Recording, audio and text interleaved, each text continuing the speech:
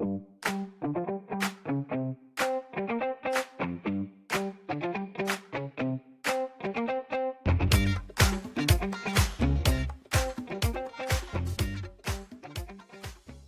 in the evening. And then after that, like the American workday started. So yeah, it's just been kind of balls to the wall for a long time now. But at this point, I feel like I can do interviews in my sleep. So it's we'll see if I can get some snoozing in while I'm also answering questions tonight. Yeah, I believe it. Set Just it on kidding. autopilot, forget it. Where are you coming from tonight? I'm in Dallas, Texas. Yeah. All right, it's a little more normal, I guess. Yeah, a little more normal of a timeline too. So if I need to have a conversation or like an interview in the US, uh, it's not like it's 4 a.m. or something. That's right. I had it scheduled with Catching Foxes to do like a 3 a.m. interview after the premiere in Poland. And I was like, why did I think this was a good idea? Like, this is the worst idea ever. They were Jeez. flexible enough to like do it later. I'm grateful. It's hard enough. We have to wake up at 2 a.m. Fridays for St. Michael's Lent that we're doing. Well, yeah. And With that's Exodus tough 90. enough, but I don't have Yeah. to do an interview. I can just pray. So Yeah, that's good. Nice. Well, thanks for having me on. yeah, we really appreciate it. Guys, welcome back to the Catholic Dad Pod. We are really, really honored to have Anthony D'Ambrosio. I'm Italian, so I'll be really ashamed if I didn't say that. No, you got it. Yeah. Perfect. Good. Perfect. I'd have some ashamed family and friends back home. Yeah. But Anthony, we're going to let you kind of take this away, but super, super excited. Not only is this man a great follower of Christ, but doing a movie on one of our favorite saints and one of the like epitomes of manliness in the modern era of saints. So Anthony, can we first get your introduction, man? Where'd you come from? Who are you? How's your kind of faith journey been throughout life? And how'd you get to be the man directing Triumph of the Heart? Well, that is a big question for an intro, but I'll do my best. We can go piece by piece and we'll break it down from there. Okay, sounds good. Yeah, so I grew up Catholic. My dad is a well-known speaker in certain parts. He's on the speaker circuit doing the conference thing, was a theologian at the University of Dallas.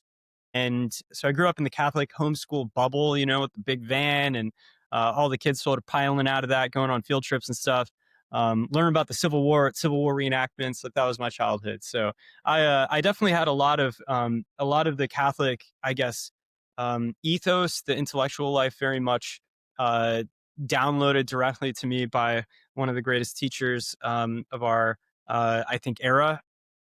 I graduated from high school with a great amount of vim and vigor for the faith, went to university, studied to be a priest. I was actually in seminary for 4 years for minor seminary. And then left that realizing that God had a little bit more of a creative plan for me that didn't fit quite in the priesthood box. Really passionate for family and how family was a part of saving the world.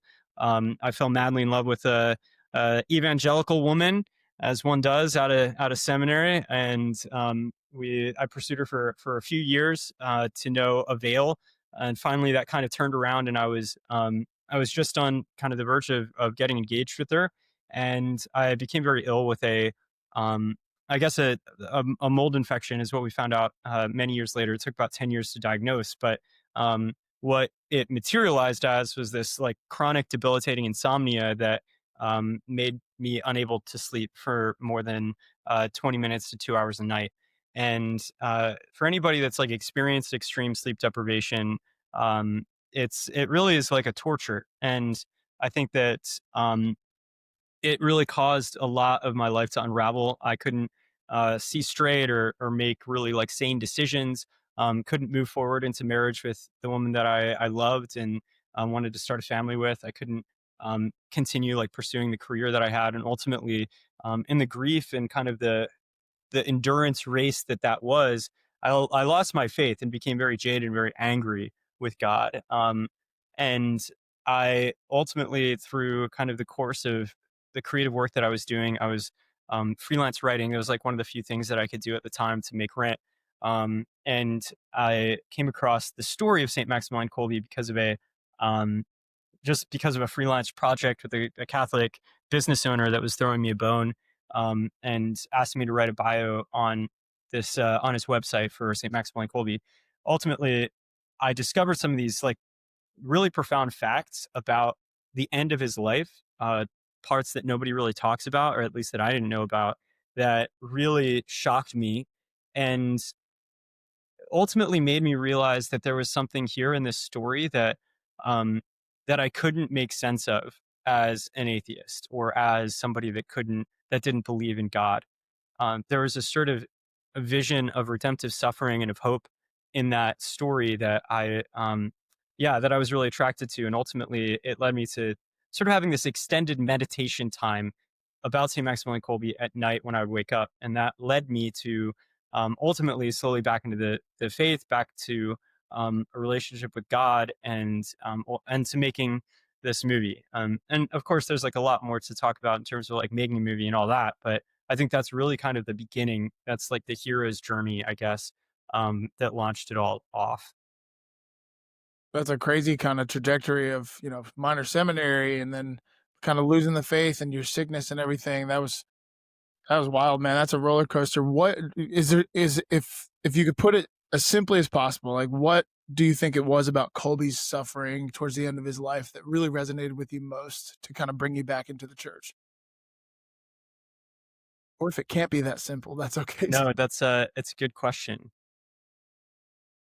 My my feeling was, I guess, a couple of facts about the story to kind of give context that would make it make more sense. Most people know that he sacrificed his life in Auschwitz. You know, those who are listening, kind of the synopsis is he stepped out of line in a lineup when they were picking 10 men at random to die of starvation and in a starvation bunker. And he basically traded places with another man, volunteered to join the 9 men in the cell and to save this one man's life, who cried out, "I've got a wife, I've got family." Um, but usually that's kind of like where people kind of finish the story. But while he was in the cell, he stayed alive for 14 days without food or water. He also compelled 4 other people to stay alive for 14 days with him that long. Not only were they, holding on to life, they all had to be executed, which I think is this great, I don't know, like middle finger to the Nazis in a lot of ways. Absolutely. And I think that um, the fact that they stayed alive that long and wouldn't die, and that ultimately, like, it would make the most sense for everybody to just forget about them, right? So, like, why were they executed? Why didn't they just like kind of rot until they die? Well, it's because they were singing songs out of the cell, and that other eyewitnesses sort of witnessed the fact that this whole kind of bunker was this starvation. It wasn't just the starvation bunker, like one cell. There was like a whole block of cells where all the torture was happening in Auschwitz, and right outside was um, the the wall where people were being shot, the death wall. So it's sort of like a place of hell. Like the soundscape would have been hell. But Kolbe, while he was there, people described it as sounding like being in a cathedral because the men in his cell picked up the song, and then the men in the other prison cells around him picked up the song, and ultimately it sounded like a church, like reverberating through this like terrible concrete like hellscape was Marian hymns. And I think if Kolbe was able to compel himself to stay alive for that long through unimaginable suffering, I mean, I think starving to death is sort of akin to burning alive, but longer, right? Um, and your body is literally like consuming itself. So it's an amazingly terrible, horrific suffering. Um, and he was able to bring these other men to living and enduring, and actually turning their deaths into like praise. Um, and I as somebody who sort of had lost my hope and lost meaning and lost sort of any rudder in my life, I realized that there was a purpose. They somehow found a purpose there that I didn't have and that I really wanted. Um, I wanted a reason to live. I wanted there to be a God. I wanted there to be something to live for and to suffer for, but I just couldn't believe it. But there was something about that story that sort of presented a credibility. Like if they could have done it and found that in that cell, then anybody could find it in any circumstance of their life. They could find hope. They can find God anywhere. Anthony, the first time I ever heard of Saint Maximilian, I was 22, 23, and I was going to a wedding of a friend from high school. The priest who married them and did their prep mentioned during his sermon, y'all mentioned y'all have a devotion as a couple to Saint Maximilian Kolbe, and I'd never heard that name before. And he mentioned during the sermon the name, and he mentioned Auschwitz.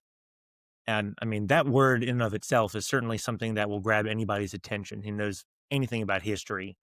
So after the wedding, I did a fairly deep dive on St. Maximilian and got a lot of the meat and bones of the story for sure. You know, us human beings have done a pretty good job over the centuries of doing some pretty horrific things to each other. And Auschwitz certainly would be probably in the top 10, I would say. You mentioned at the beginning, and it's something that's been on my mind a lot, just thinking about your film. And I've been going through, well, I have not been, but been trying to help my sister go through something with her health lately. I talked to her on the phone a few weeks ago when she was in the hospital, had to have emergency surgery. And I used those words to redemptive suffering. I would love to hear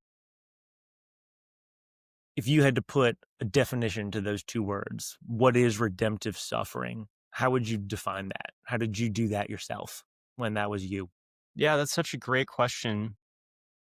It's actually a very profound question. Like if you had to, people say this phrase all the time, but like, what does it really mean? Exactly. Yes, sir. Um, I think redemptive suffering is suffering that is redeemed by the presence of Christ, meaning that um, I don't think that you can offer a purpose to somebody like here's what God's plan is for you and your suffering. Like if you actually really face the gravity of the loss of a child, the loss of a parent, um the loss of hope, and so many things that people are experiencing, it's like when you face it, you can't believe that a God as a good God could be using this as some sort of test to see if you're worthy of going to heaven, or um, making some kind of like play where he's taking you low so that he can take you high. Like as soon as you think about that in the context of a father, like a father would never, ever, ever like actively sort of give a child the kind of suffering that we're talking about here. Maybe like correction and stuff like that. Yeah, but not like this. Like this is the fruit and the wages of evil and sin in our world. And the Bible is like very clear actually about where suffering and death and this kind of darkness comes from. It's from Satan, not from God. So all that to say, um, God's answer to suffering is the cross. It's Emmanuel, God descending into our own suffering with us and accompanying us and holding us in that. It's redeemed by being close to Christ in the middle of that. And it's not redeemed by any sort of like, well, your life will be better, or this is what God was trying to do or teach you, or anything like that. I think those answers sort of are very feeble comparatively to the answer of God that he gave in the flesh in Jesus. Yes, sir. Do you believe that the Lord uses our sufferings for the good of others, to convert souls, to comfort others, for souls in purgatory? Do you believe in offering things up like that? Yeah, I think redemptive suffering, what I mean by like God's presence in the suffering, I think um, everything that we give God can be used. When Jesus says, pick up your cross and follow me, he's basically kind of beckoning us, like like turning into the storm, like the whole kind of image of buffalo, like that they're able to weather storms because they all kind of turn into it and follow through and walk through it. Um, it's very much like that. I think God is a good father. He doesn't say, "I'm going to take all this from you, and that's how you know I'm God." He actually says, "I'm going to be with you in it, and I'm going to walk forward. I'm going to do it first, so you can see how it's done. So you can see that there's resurrection and hope on the other side." And I think what God does with us and with our suffering is that when we actually follow him into the cross, like we're going to have the storm either way. Like there's no escape from that. That's what life brings that to us. Um, but if we turn into it, we accept the cross, we choose it with God. We say, like, God, I accept. I don't know why you're giving this to me, why my sibling committed suicide, or my child had to die or be taken from me in this way, or for me, why my health deteriorated like this. I don't know why you allowed this to happen, and I will probably never get an answer, but I know that you're good and I'm going to choose you. And I know that you can bring good out of this in some way, especially if I say yes to you. There can be a testament to beauty and glory, even in the midst of this trial. Like it testifies to something beyond this life. And so, yeah, absolutely. I 100% believe that God takes everything that is given to him and offered to him by his children and counts it and uses it. Um, I don't think that he can use suffering that is not given to him, though. And that's one thing that I do think is, um, was evidenced in my life when I was not like offering God my cross in some spiritual way, in prayer. It was far more terrifying and terrible because I had to experience it anyway, but there was no relief to it. There was no hope to it. Um, and I think, yeah, it really does take like turning towards God in the midst of that storm, in order for him to be able to use it. Absolutely. I think this is a perfect time to bring up Saint Maximilian Kolbe's devotion to Our Lady. Mhm. I actually did a Marian consecration with my wife, and not the specific Maximilian Kolbe one, but he was in it. It was Kolbe, it was de Montfort, and it was Mother Teresa, all kind of poured into one book. Right. However, in your research and in your personal life, do you have a devotion personally to Our Lady? And I'm sure, I know I've seen this in the trailer, so I'm Oh super yeah. excited for this in the movie. But how does his relationship with Mary kind of unfold and lead others to a devotion to Our Lady? Yeah, I mean, I'm so grateful, to be Catholic because one of the parts of our inheritance is a mother, that's in heaven, and I think one of the reasons why that's really important is that, like, when you're suffering, there's something so deep, so primal about the desire for mother. Like, it's just buried in us that in our most vulnerable, um, we want the softness, right? We want the the comfort of, um, yeah, of the mother to hold us. And I think that, um, that Colby was able to weather like the suffering that he endured, particularly because he had this like deep assurance of that comfort that he could kind of go to at any time. Like it was so deeply like built into the rhythms of his life to reach out to her. And I think it's actually very hard for people, Americans, to really fully relate with the Polish mom. You kind of have to go to Poland and really feel like, there's something about like the Eastern European, but particularly Polish, there's like incredible fierce strength on top of like this very ooey gooey like comfort meat and potatoes like love, that anybody can reach and find, in a Polish home. And kind of Polish women really embody this. So I think that his devotion to Mary was really kind of given to him through the inheritance of the Polish devotion to Mary, but also sort of the matriarchs that were around him, like the mothers that he experienced. And so that's like a part of the movie actually that we really tried to kind of show the crossover between the comfort that his mother gave him and the rituals that they had going to bed, kind of singing Marian hymns together at night, and how that kind of led to his devotion to Mary as, sort of this queen who was suffering with them on the behalf of Poland, who was holding them in their suffering and was in the cell with them. So yeah, it's a really big part of the movie and, sort of a mystical kind of vision that we tried to, deal with very artistically and sensitively without kind of beating you over the head with it. So Was actually going to ask that very question, Anthony.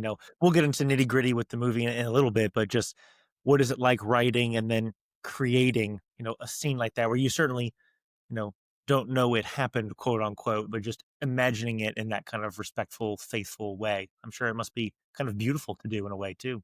Yeah, I mean, I think I mean, I don't know how you guys are with movies and saint films, but I feel like so many of us have been sort of jaded by how many times we've gotten our hopes up for like a saint movie that's coming out, um and then are sort of let down by how it doesn't feel like it was authentically like Catholic, or on the other hand was just sort of cheesy, or it kind of compromised itself in some way.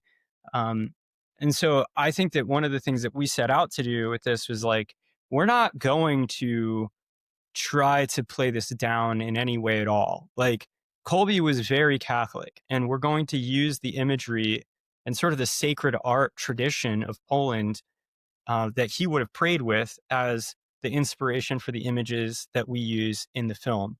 Um, the presentation that we have of Our Lady is actually very strange to a lot of Americans. When we were first doing screenings, people were actually afraid of her at first. And we realized that they were like not, we had to give more clues to them that it was Mary, because it was just so foreign to them. Polish people immediately knew. They were like, oh, that's Our Lady of Czestochowa. But she's got scars on her face from being sort of axed up by the Ottomans when they were trying to conquer Poland. And literally they tried to destroy the icon, and the legend has it like they struck it and the person dropped dead, and all of these like fun medieval stories. Surely. But it was, however, like however it happened, this one of the oldest icons that we have, is this icon of Mary holding the child that was literally attacked and physically scarred and smoked. And so it's kind of this dark, very fierce looking image of Our Lady that that we drew from and used when she shows up in the cell and shows up in Colby's vision when she's giving him kind of crown. Um, it was We went with this vision that's like slightly spooky, and I think that I mean, if you go to Poland and you feel all of the imagery there, you immediately know exactly like this aesthetic. It's like very kind of Brothers Grimm, very old, but not. It's just foreign to the American sensitive kind of like, we want Hallmark versions of everything kind of feel. But yeah, we tried to deal with it with like a sense and a nod to like who Colby was, to the art that he digested, to the icons that he worships in front of. And I think that it came out with a really kind of beautiful spiritual connectivity. Absolutely. When I, kind of surfing through y'all's Instagram page, just getting a feel for the movie, as soon as I saw her for the first time in one of the pictures, I mean, I knew who she was, of course, but I think spooky is kind of a good word to say. It is a Yeah, very different, not the blue veil classic American, but still beautiful. I mean, in any image of her, she's always beautiful in her own right. amazing way. Absolutely. Yes, sir. Yeah, yeah. I think part of the image of that like was going with this black, very dark figure, was to show how she was also in mourning and in grief, kind of with them. Like, Mary would have been at the foot of the cross.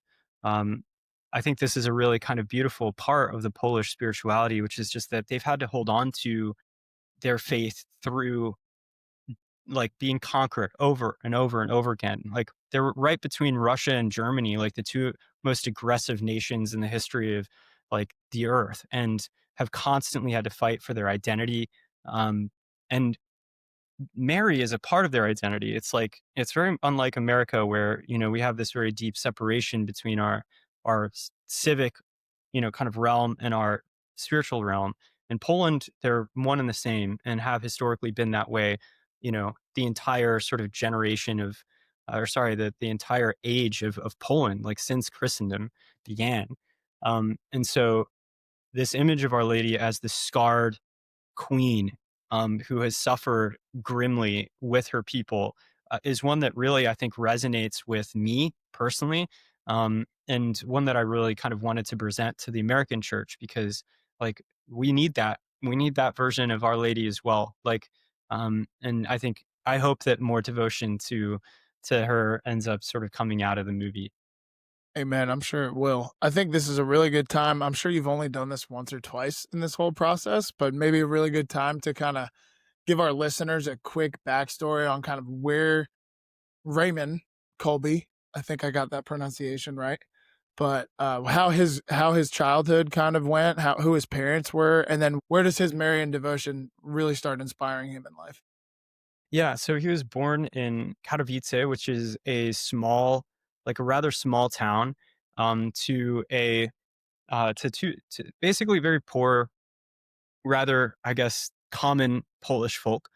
He grew up in a room that was about the size of this bedroom that I'm in right here. That was their entire house, their kitchen, um, their, I guess, sitting room, their dining room, everything was all in this one place. Lived there with one brother. Ultimately, he had um, like a, another brother, and yeah, but they just had a lot of devotion. He was very much steeped in this kind of Polish like identity. At the time, Russia had sort of conquered Poland, and so they were living underneath the Russian rule.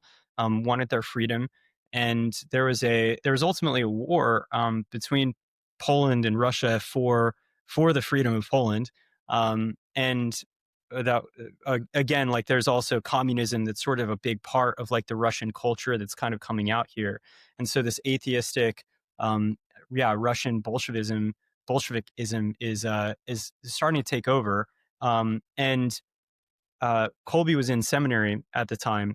His brother left to go to war. He wanted to go to war, but his mother basically stopped him. His dad, his brother went missing in the war, and his dad, legend has it, there's like a couple of different sort of ways that this story is told in different chronologies. So I don't know exactly the specific, like which historical record is the right one. So I'm just kind of telling it, I think, in the way that it makes the most sense. But his father went to look for his son, for Colby's brother in the war, and then basically was executed by the Russians there. Was caught and executed. So he was somebody that was sort of shaped in, like Bane, like he's shaped in the darkness, right? Like he had this deep sense of pride in his culture, in his nation, and in his faith. And he devoted that specifically to Our Lady, to devotion to Our Lady, and to sort of re making her, I guess, known in Poland again, to like bring her queenship back to Poland.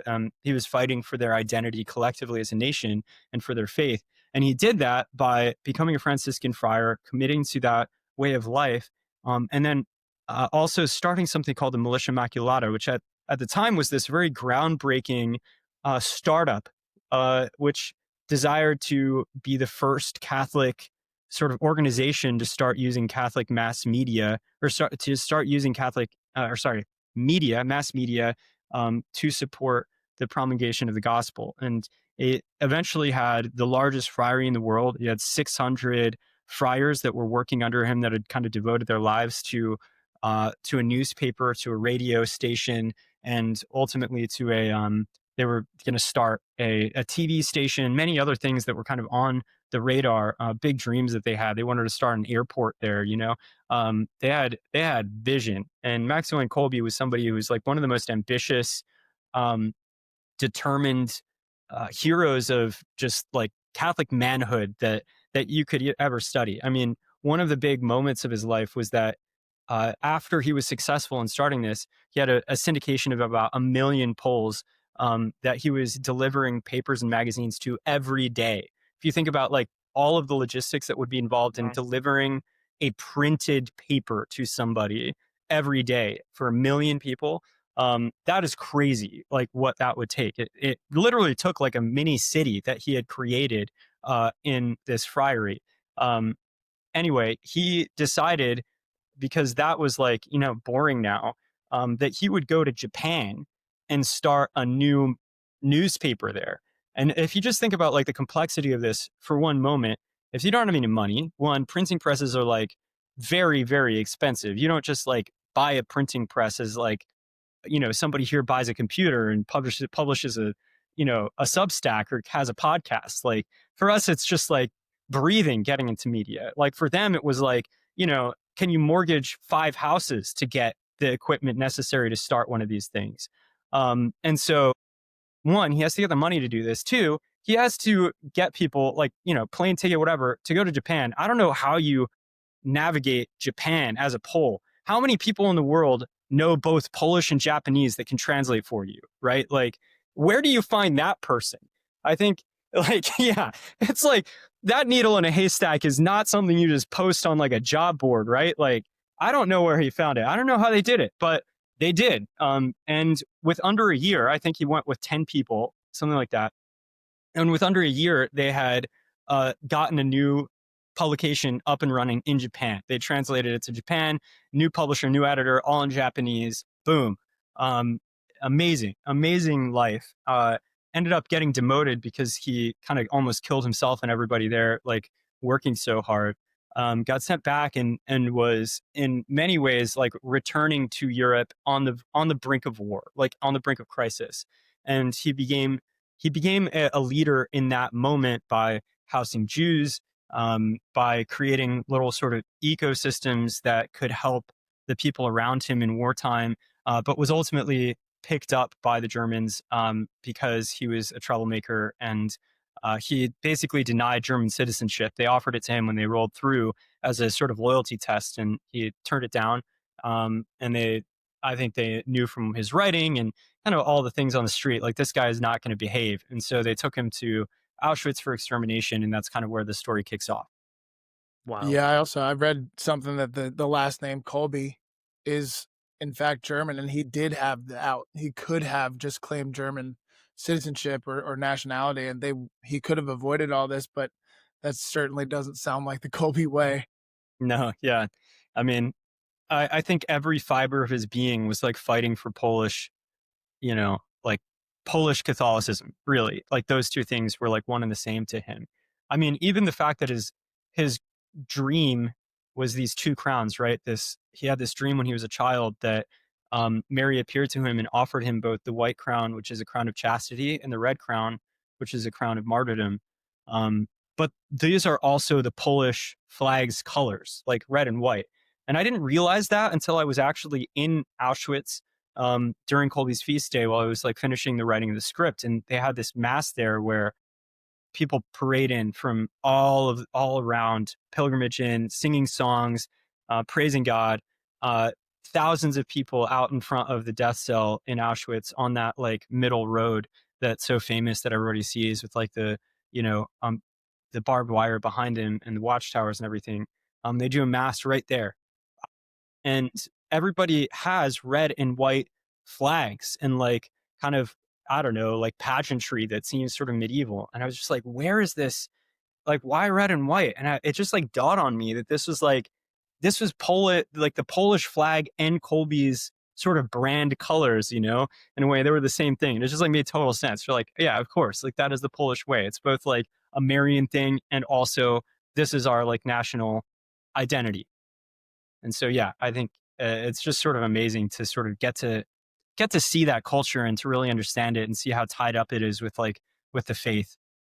I love the flags colors coming into play, and if you'll share with our listeners what was allegedly, the legend has it, Kolbe's response to Our Lady. Yeah, I can't believe I skipped over that. Like, yeah, he as a child he was also this kind of irascible, actually kind of like rebellious troublemaker. And I think it's kind of amazing that God presents him with a choice and he's like, I'm not going to choose, like, give me both of them. It's just like so gutsy. Yeah. So anyway, Anthony, I think it's both for sure. Oh yeah, yes. And I think I'm so glad you talked about all that, because I would say most folks know about Kolbe's martyrdom, his passion, but it's so important to know he lived this just incredible life and did these amazing things like you talked about before any of that happened. The truly lived a saint's life from start to finish, not just a martyrdom at the end. Not to take away from that by any means, but just to show how impressive he is. With tuberculosis. Yes, also true. I think. I wonder if you're the expert, not me. No, yeah, he had one lung, one functioning lung.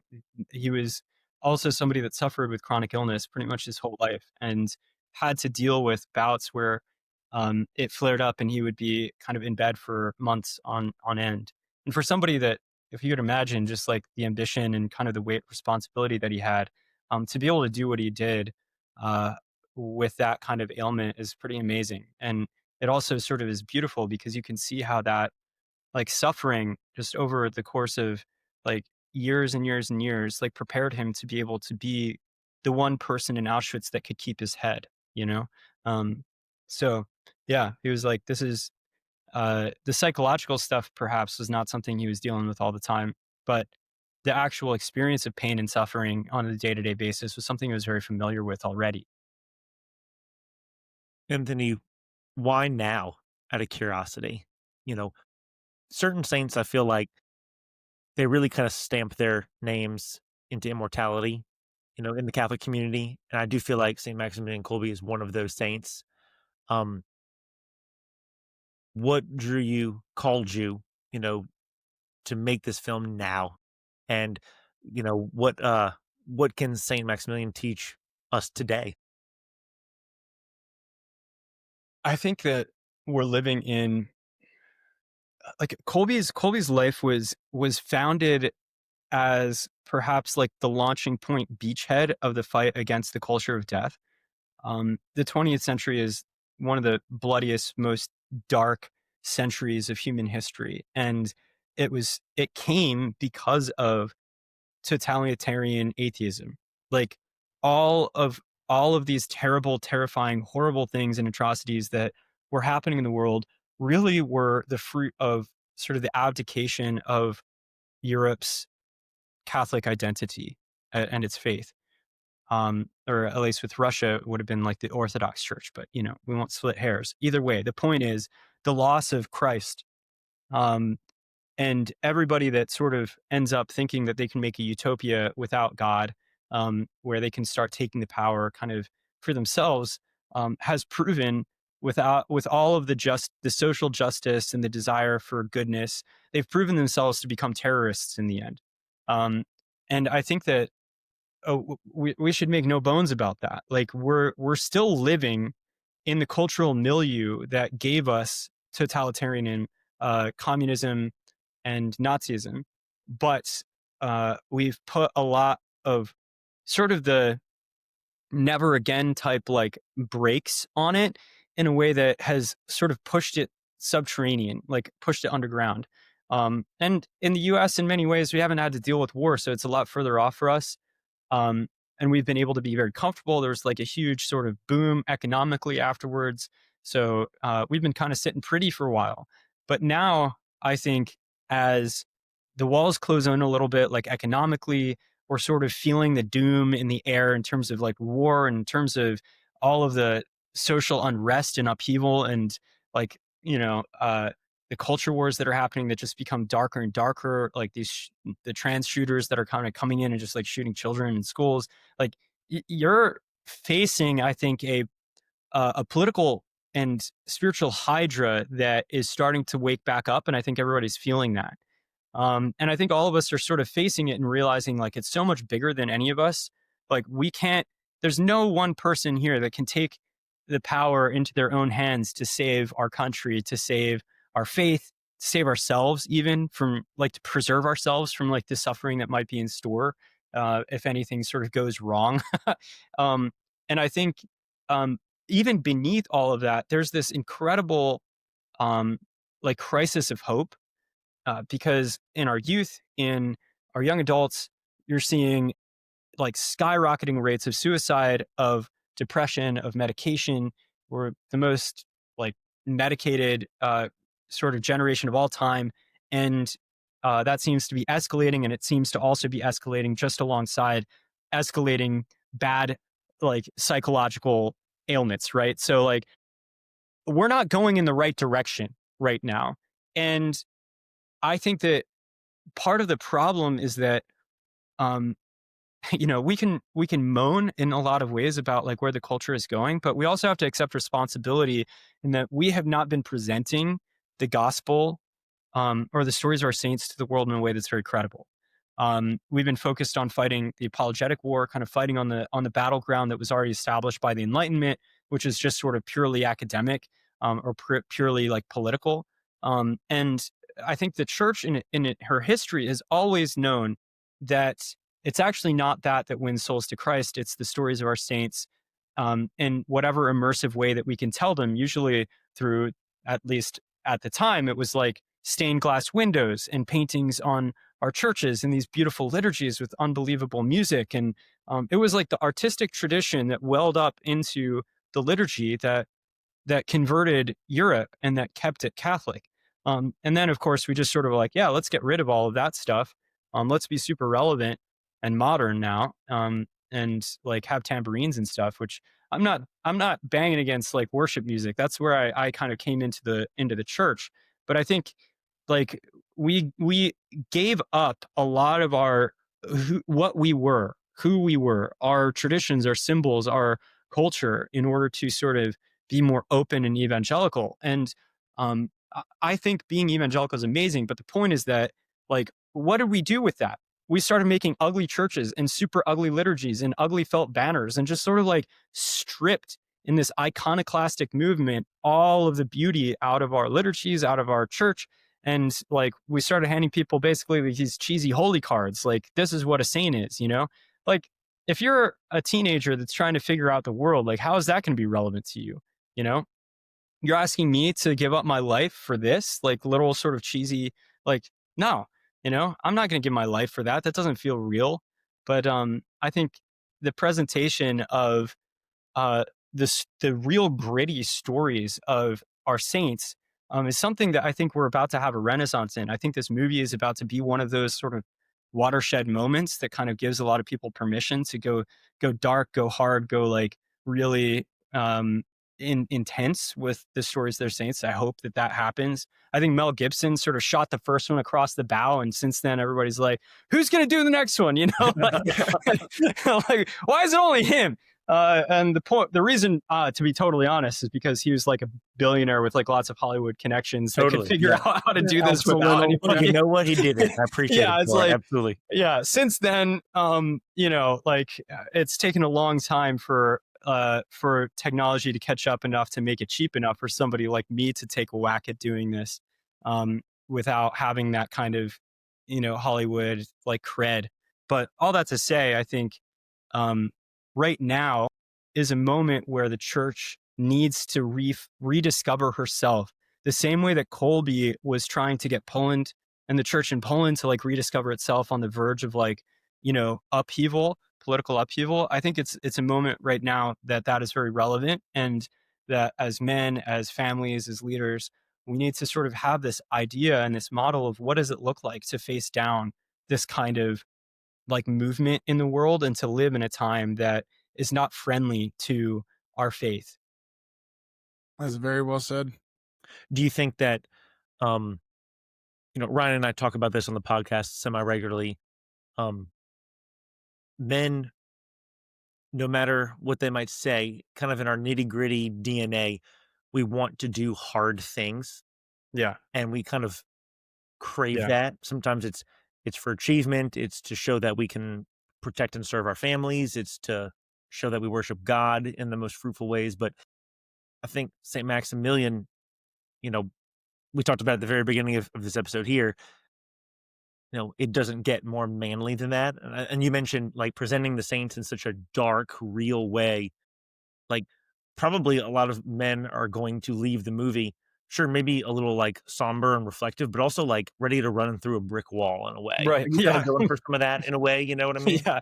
I really relate with that a lot. I think I I'm a nerd about a lot of things, and one of the things that I really like is tribal initiation rites and rites of passage. I think that it's my curiosity about them and the desire to kind of, I don't know, figure them out.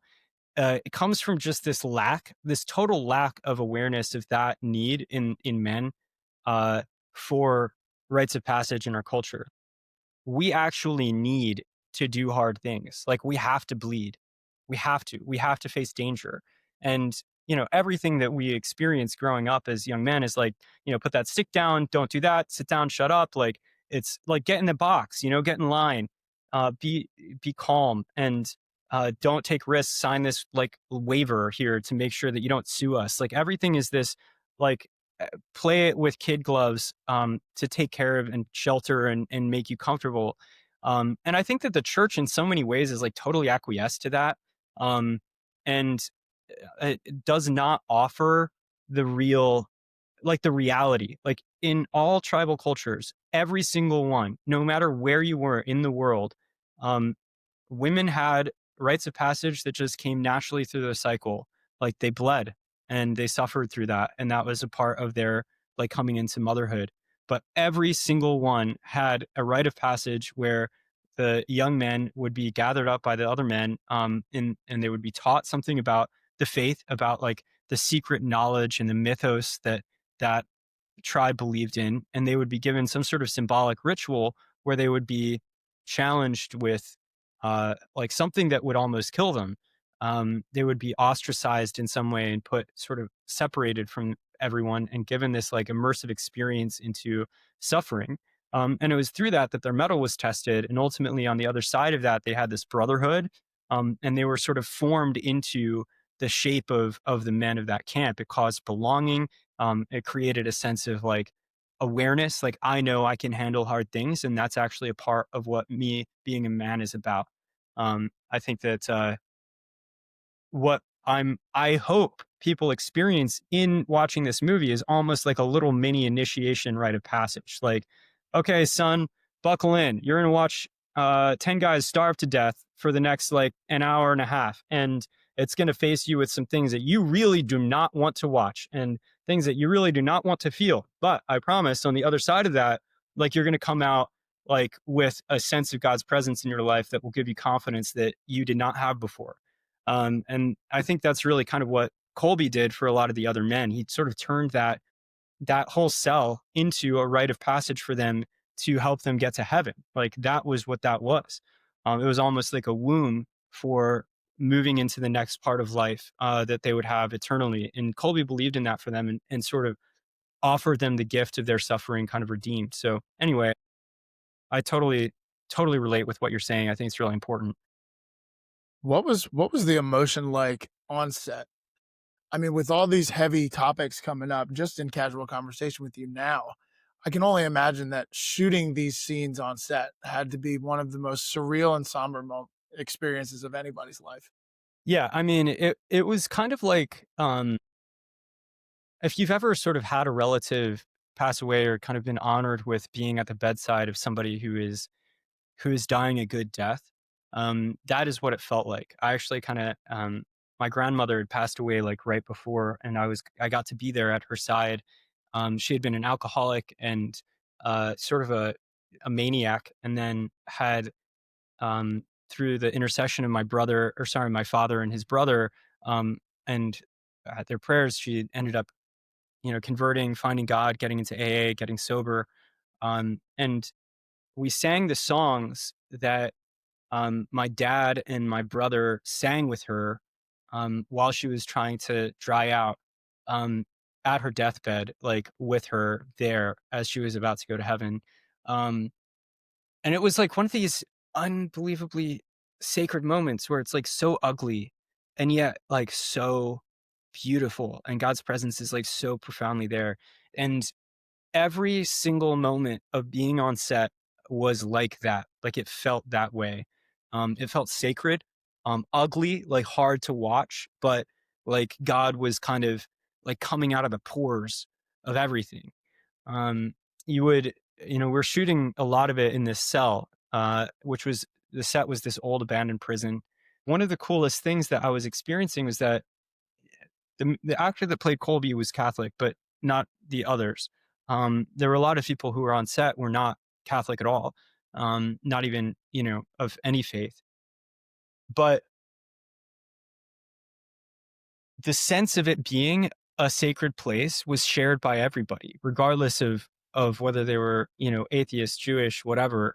They all kind of had that same sense that, oh, like there's something really important happening here, and I've got to be like, I can't be on my phone. Normally a set, like film, you're moving, like the actors are kind of in the story, but like everybody else is sort of like on their phones, eating Doritos, going out and having a smoke. Like it's one of the most disrespectful, like gregarious. There's a lot of stress. Like there's nothing about it that's like going to church, you know? But for us, it felt that way all the time. And we could walk out of this little cell that we were shooting in where all the scenes were happening. I was in there with the actors, with one cameraman. We had one light coming in through the window. It's like very simple. And the sound guy. That was it. Everybody else had to stay out in sort of the main sort of prison passageway. And they had a monitor out there that was like getting the feed from the camera, and all of the departments, they sit in front of that monitor, and their job is really to be watching for like continuity, or, you know, hair and makeup. Their job is to make sure that if we put on sort of makeup to somebody's tooth or to their eye, and that was the same in the scene before, that it doesn't get scratched off, you know, so that we can like keep that shot, I guess. So that's what the monitor is really for. It's huge, so you can really kind of be up against it and look for all the details. And we would walk out after shooting a scene that we knew was really powerful, and then as soon as we walked out, like everybody, we would see them like holding on to each other, just like crying, like weeping, because they had just had like a mystical experience of God's presence while watching, you know, watching not the movie, but just literally watching the acting happening on the monitor. Um, so yeah, and that was not uncommon. Like that would happen all the time. Like every day there was a new moment where somebody would experience something like that. And we'd kind of have to pause and sort of minister to that person, and give them kind of a moment, you know? So it was an amazing experience, but um, yeah, one that was hard to fully comprehend. Like when I came back, it was really like, everybody's like, "Hey, you seem like you have like PTSD or something." Like, you know, like the same sort of feeling of like having come back from war or something. It was like very much what that felt like. Any spiritual attacks during the filming? Anything you had to work through at all?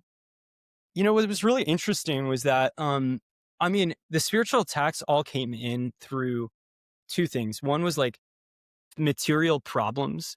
Um, and I could go into like all of these crazy things that happen. One of the things, we were shooting a scene, all of the scenes that we shot outside that were like Auschwitz, you know, the exteriors of Auschwitz where people are working, or like the lineup scene where Colby steps out of line. Those were our big days, because you're bringing in, we had to shut down a whole sort of city street in this town that had an apartment complex that looked very similar to Auschwitz. And we had this one little corner, these two kind of corners between these two brick buildings that really worked.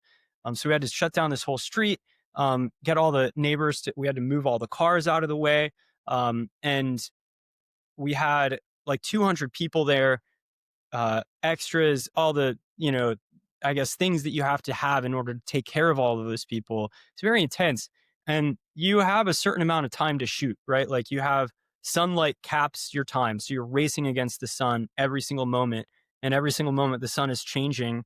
You can't you can't use something that you shot in the middle of the day with something that you shot at the end of the day. So if you're going to get a scene, you kind of have to shoot it while the sun is generally the same, which is very difficult to do if you have 100 people that you're trying to corral and Polish to to do all these stunts and things. All that to say, we we were we went to lunch on this one day, kind of had the whole scene set up, and we come back and we're about to shoot it, and this lady from the apartment complex drives her car through the set into the middle of the set, screaming, like demonically screaming at us.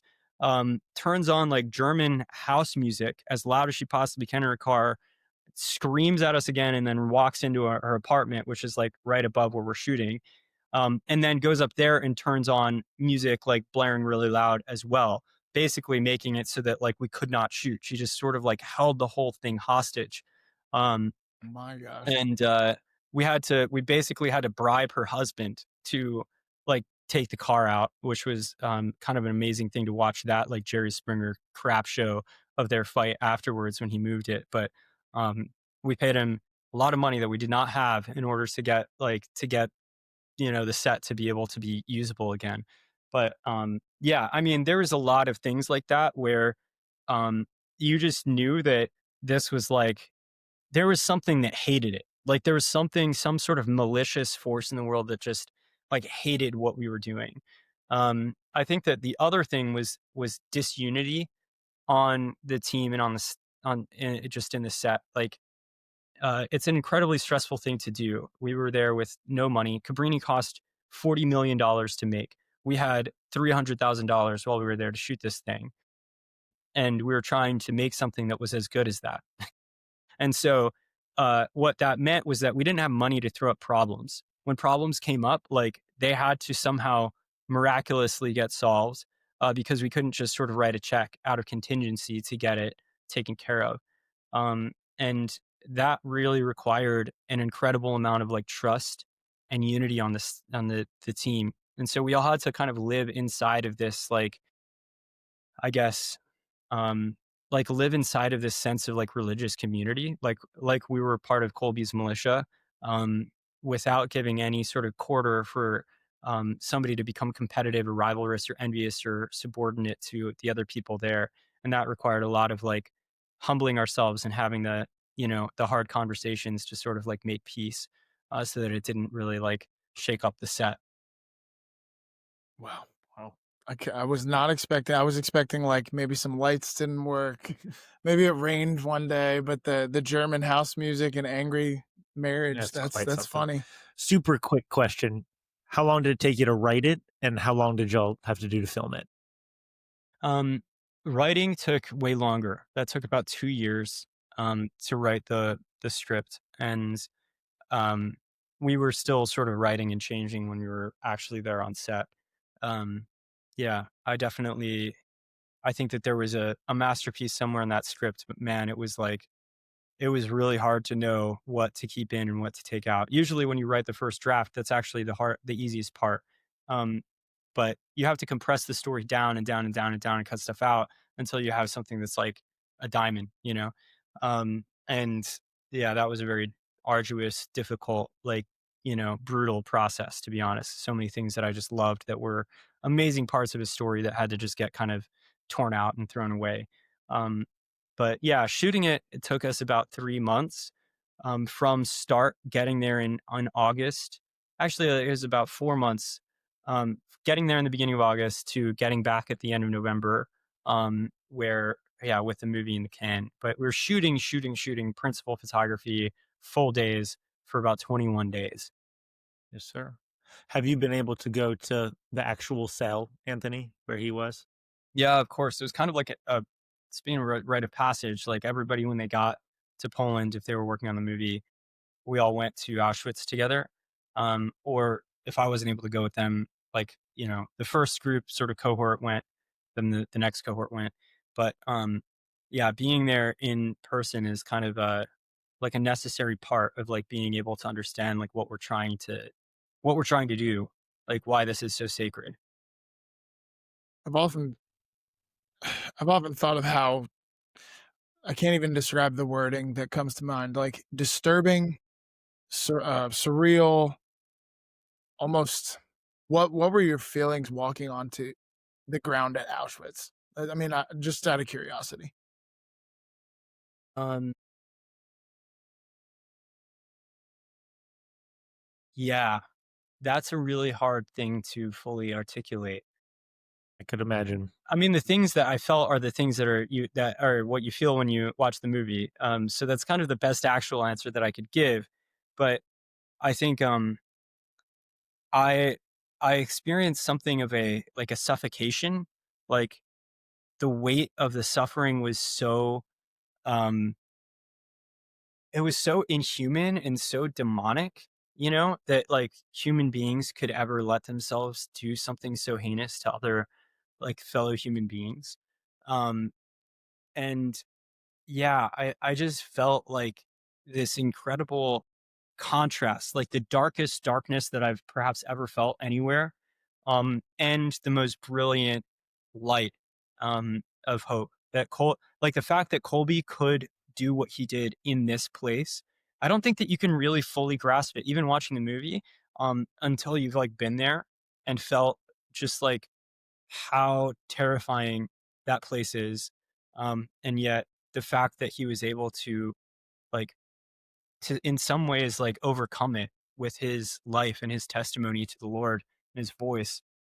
I mean, it's like one of the most amazing experiences of like God's presence and the in like God's victory over hell, that I've ever seen anywhere or felt. Yeah, I don't know. That's not a feeling, but yeah, that's the Huh, best I can do. it's a great answer. I I kinda like it when the answer is you can't articulate it, that's part of Yeah, the human experience, I it's think, my like too friend. deep, man. Yeah. Oh, yeah. Have you guys been there? Never had the pleasure. I've actually never been to Europe. Um, No. My father's been to Dachau in Germany, but, I've been to Europe once, but, it's certainly somewhere it's weird saying that, somewhere I'd like to go see eventually for the experience that you're talking about and to see the cell more than anything.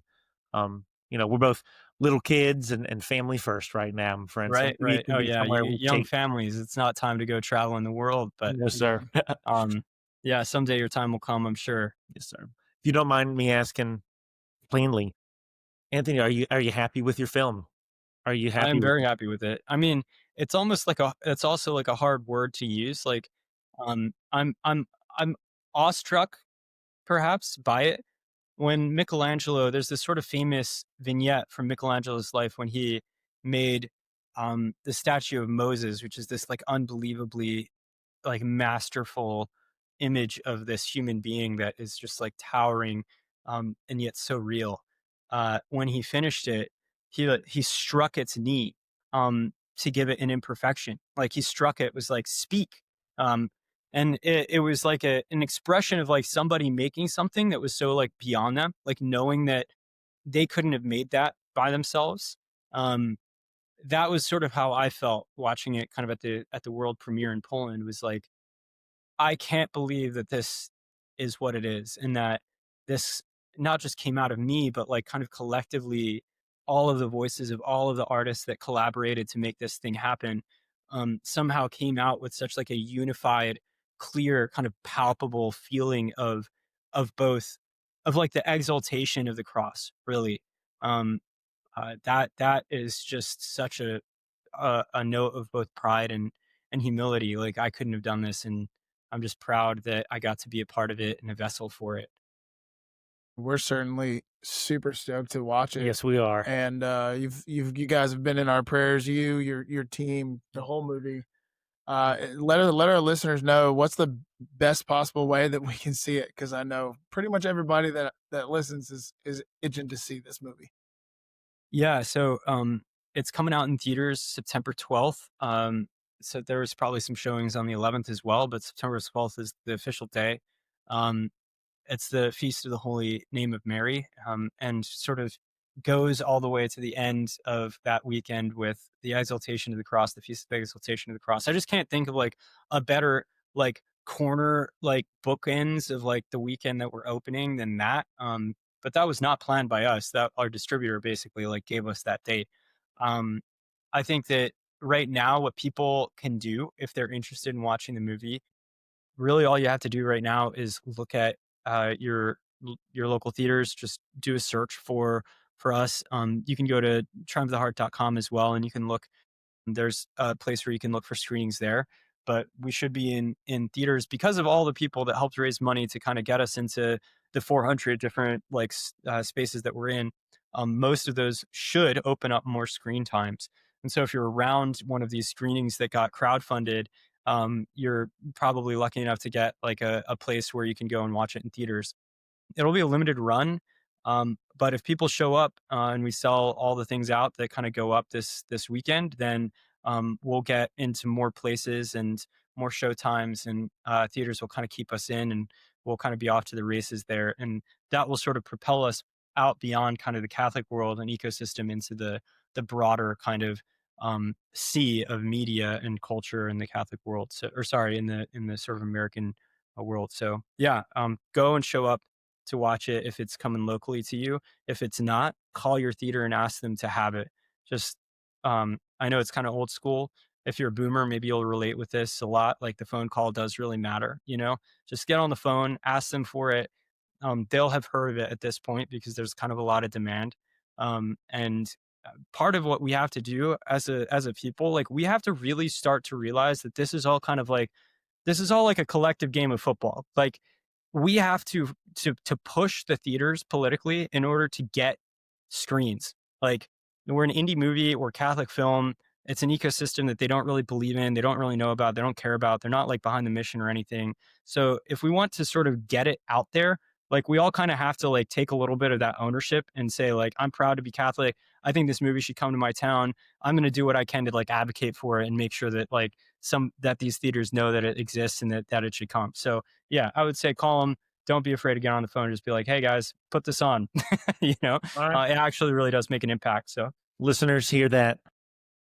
You're Call. calling in the morning. Oh, yeah, I'll I'll call. lunchtime. Can't wait. It'll My work. wife will call. It'll be a good time. Yep. yeah, We, there you go. Good we, stuff. we got close. We're in Auburn, Alabama, Anthony, and a beautiful couple here in town started a crowdfund, and apparently it was like $1,800 to do it, and we got to $1,100, so we didn't quite make it here. No. Oh man. Yeah. Well, okay. Well, hopefully we'll still be able to make that one happen. But yeah, stay tuned and we'll let you know if Yes, that's sir. going down. We did Yeah. make from the Catholic Dad Pod a donation to you and your staff today. Just a little bit of Thank you so support much. from us. You know, I know you guys are living on a limited budget right now and are doing a lot of work. And we just, you know, obviously making this episode, but a little financially too. We want to be a part of this in every way we can to help you guys. Thank you We're so really much. behind you. That's amazing. And then I prayers, am of so course. grateful. Of course. Yeah, absolutely. Say, Maximilian, pray for us. It sounds like Our Lady's been with you the whole time. So Our Lady, continue to pray for us. But Anthony, any last words? Any last, Kolbe encouragement before we sign off here tonight? Yeah, I guess just if you're a father, just know that you are the face of God to the people around you.